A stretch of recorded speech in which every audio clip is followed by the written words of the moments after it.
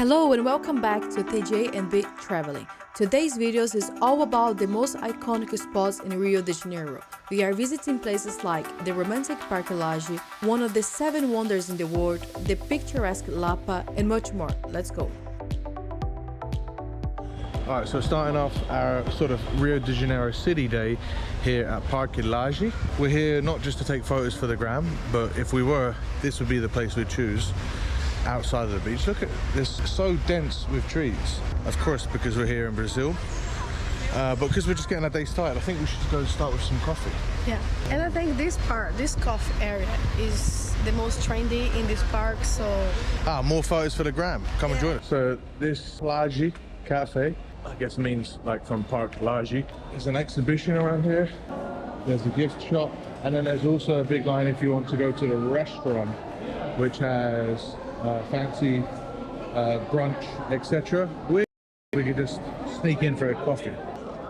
So if you're here, you can see the Cristo Redentor's at the top. So yeah, this makes for a great picture. B's already got self-conscious and buggered off. It kind of like a Roman baths type of deal. Very Roman baths sort of vibe with the pool in the middle and then the outskirts. Need some more information on this. Just some drinks because not hungry. Yeah, so where we are is one of the cultural heritage sites of Rio de Janeiro. It's quite crazy how it is right in the middle of like Jardim Botanico, which is quite a busy district of Rio de Janeiro. So it's right in the middle. It was a sugar mill at one time and was renovated. Mr. Lage acquired this property as a businessman and he renovated it to dedicate it to his wife, and they used to host loads of parties out here on the front, which is why it's actually a very popular spot for couples in love. Did you know that? Oh, no. She used to stand on the deck above here, you could see, and sort of serenade her guests for her parties. It's very famous for couples to come and visit. I think these days it's again famous for the Instagram because you have a beautiful view of like the old 18th century mansion built in Roman bath style with the Christ the Redeemer in the background. It's an interesting contrast because you got the pictures that are like just basic. There's so many pictures. It's quite distracting actually, everyone behind you posing for these pictures, but you've also got a art museum and an art school mixed into this building, so they're really trying to keep it alive as a cultural center. Very well done. This whole park is beautiful with lots to do. Sometimes there's parking, but we're not sure because we couldn't get access to it. There is also easy access via the bus or the metro as well. We're going to walk around for a bit after this coffee, check out more of the nature. I think there's an aquarium there. There's lots of trails. We don't want to do too much because we've got lots to get through today. I always wonder where the roots of these trees go because it's always just a tree stump and then concrete in all Brazilian cities. You know what I mean? I guess that's why the pavements are always like all over the place because the roots just come up. You can absolutely bring a picnic here. You're allowed to bring food in, so that'd be a really nice day out. And this park is so like really deep, it's so vast. It's kind of from nowhere. And you just got loads of just massive the Atlantic trees. It's very pretty. You'd need a good hour or more to start to appreciate this. So all right, let's go to Christ the Redeemer.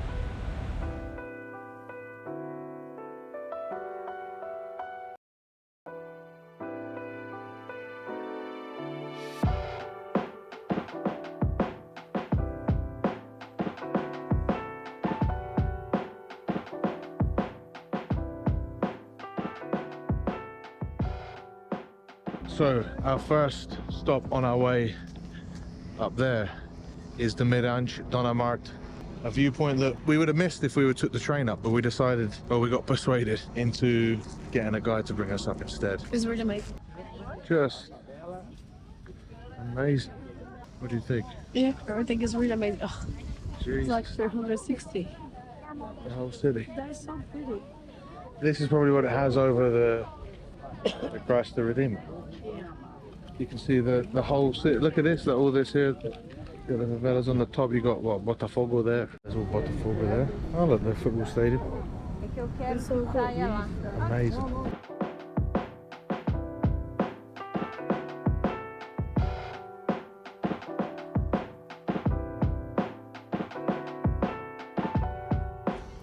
The other advantage to having a guide is that we have someone to take pictures of us. Oh yeah, this is the best thing because our pictures are always like, or just me, or TJ, or a selfie, which selfie isn't good. But yeah, she gets a nice picture of us. She knows where to take a picture. She's been here, and there are quite a few guys trying to stop us on the way to take us up, and they were like basically blocking the road until they saw that she was with us, so then they let us pass. Free access for everyone, but it's easy with someone. Yeah, it's easier with someone sorting you out.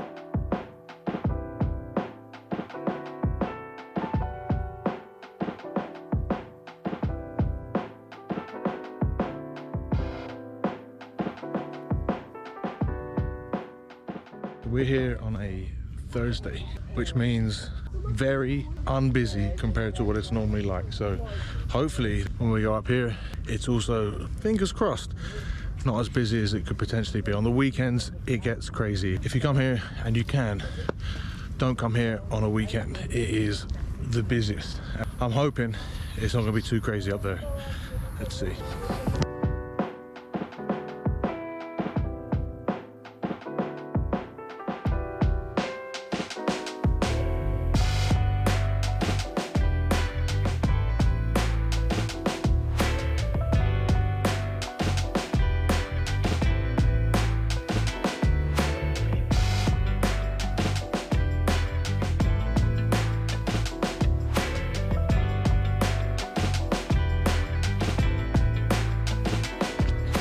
Like it's not busy at all. No, but we're not in the top. I know, but still, this part, look at it, it's open. And look at this view.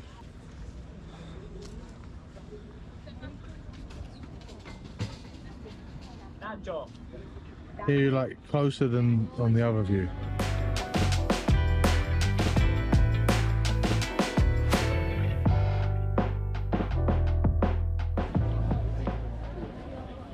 Because of this amount of people, you're still going to be able to get your picture with Big Jesus there. And then there's people offering services to take your picture. We're going all the way here. I mean, of course it's worth the visit, but it's cool.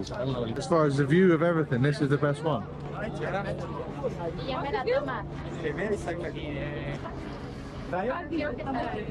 Here, you've got the whole sort of coast. And then where the clouds start, you've got all the sort of mountain range in the background. Oh, imagine even on it's just beautiful like this. But imagine on a clearer day, it'd be even more special. This is like the river, got a coastline all along here. That's just absolutely impressive. Oh yeah, look, and then that's where we were before. And now we're here. So Oh, he's just back there. Oh wow. Yeah. Alright, so let's give some details of how there's so many different ways that you can come up here. You can just walk the whole thing, you can just drive up here, you can get a tour guide to help you drive up here, then you don't have to pay for parking, because even though it's street parking, there's people guiding you there, so you're probably gonna have to throw them a few bones.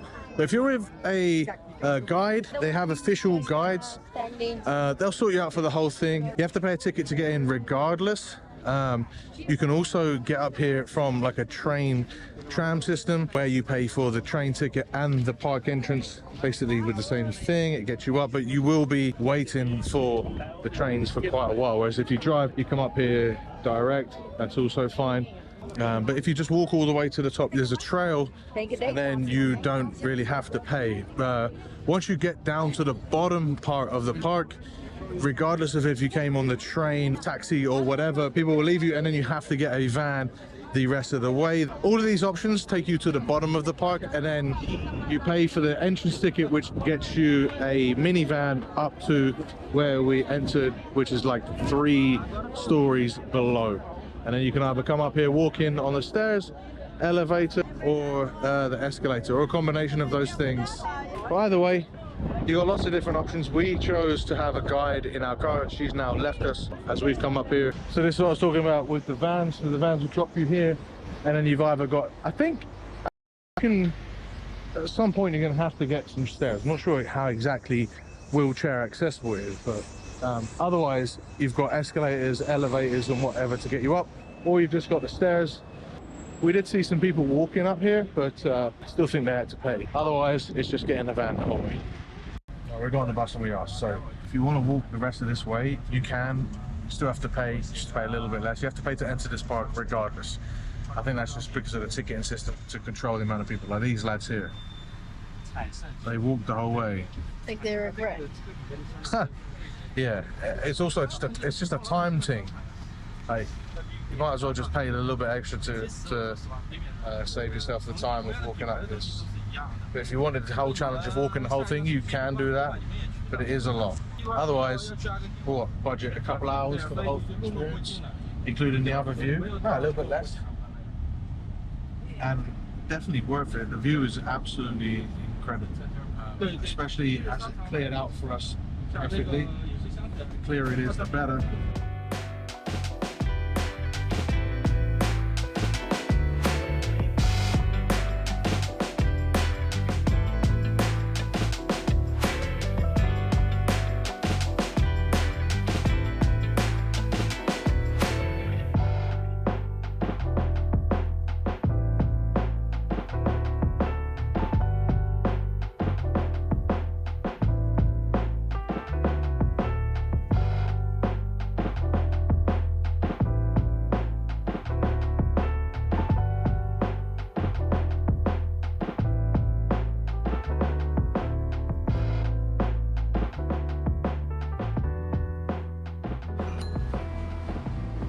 Look at this. First rule of buffet, of course. This is Magna vegan buffet. Lunchtime. It's a lunchtime buffet, right, Jess? Yeah. It's pretty amazing. This is maybe the best vegan buffet I've seen for a long time. I'm not sure if these are our one in Curitiba. Don't veg. Link to that video is there. But this is some of the best things. Fantastic. That's if you're very hungry. Does it count as one meal if we have like 5 plates? I was gonna say this is gonna be the only meal we eat today. Yeah, this is so good. Yeah. Honestly, everything is so amazing. This is the first time I've seen tempeh in Brazil. Yeah, smelly pork. Good. Wanna try? Normally like a pork stew, but this is that soft. Seitan. Seitan like pork, and then like soy balls, beans. Yeah. This is good. Beans cake. This is rice cake. Rice and beans. Third and I think last split. Here's what we go. We got desserts. Worked out perfect. Yeah. You have to pay extra for the dessert, but these are the docinhos do dia, the sweets of the day. So, This one, the white one means white kiss, not white kiss. small kiss. Small kiss, beijinho. The others like beijinho. alfajor. It has to be really good because I am so full. I'm kind of embarrassed by our effort. It's just 3 plates, but I'm so bloody full. Really good stuff. Lots of seitan, tempeh as we saw, like unreal. Really good. Absolutely recommend this place. We're in Lapa, and behind me is Arcos de Lapa. We just drove through those earlier, and now we'll walk into Escadaria something. So this is proper Rio de Janeiro city style now. This isn't very touristy. This is like 1 block away from the touristy part. Where are we walking? So Escadaria Selarón. You know when they record the video. Good talk.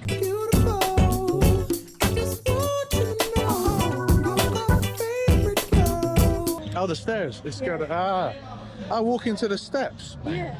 All right, sick. Passing the bar, passing all the graffiti around us. Look at all the graffiti around us. That's so cool. Oh yeah, look, and now it's got busy.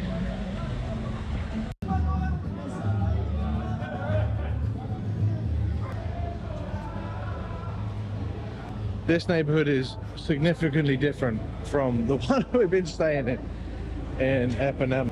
So much bloody character everywhere.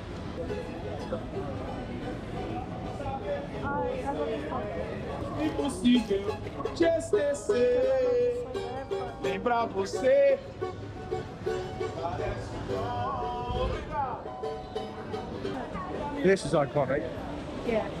Apparently down here is not too good to be. You gotta get upstairs, so then you kind of alone. What I read.